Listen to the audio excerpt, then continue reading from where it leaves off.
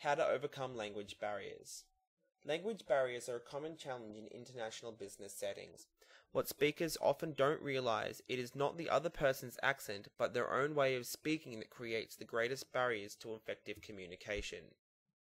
Now some strategies to ensure effective international communication within your team. Ever heard of KISS?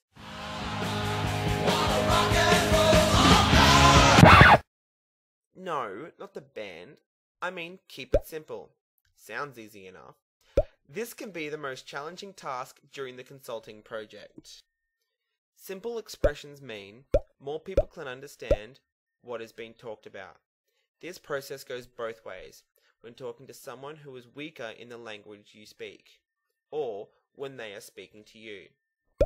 Now let's face a real scenario experience. The group consisted of 4 people, Team A. The topic was Harbour Dispatch and Management Information System Design. What happens if no one in your team is a native English speaker? Now you need to deal with more than just different accents. So, before a great wall appears between the client and consultant team, we need to undertake some actions to overcome this issue. A challenge arises. First, develop a strategy for each interview, and be flexible to change it during the interview. Rehearse a list of questions on site, and be patient if you cannot participate during the interview. Record the interview, and try and practice some greetings in Mandarin. That's always a good icebreaker. A second strategy is to always ask for clarification, and frequently check for understanding within your team.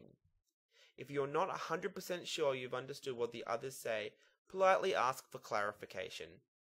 Avoid assuming you've understood what's been said. Check that you've both understood what has been said and that others have fully understood you. Practice reflective listening to check your own understanding.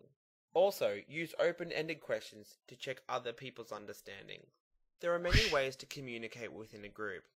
Carefully choose your form of communication: phone, video chat, email, instant messenger, talking, text message, or even Facebook messaging.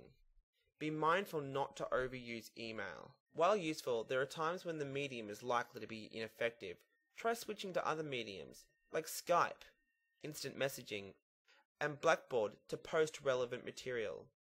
Also check out these 2 online file sharing and editing tools, Widgio and PBWorks, for your upcoming projects. Finally, some tips on how to manage a common day in Beijing. Keep in your wallet your address wherever you go. You can ask for the hotel's card. Sometimes it includes a list of places where you can go as a tourist by taxi. Learn the numbers in Chinese. This is useful when you have to pay for a taxi or a bicycle and going to the markets. To summarize, when conducting a consulting project in China, keep in mind, keep it simple. Always ask for clarification and frequently check understanding. Choose your medium of communication, and how to manage a common day in Beijing.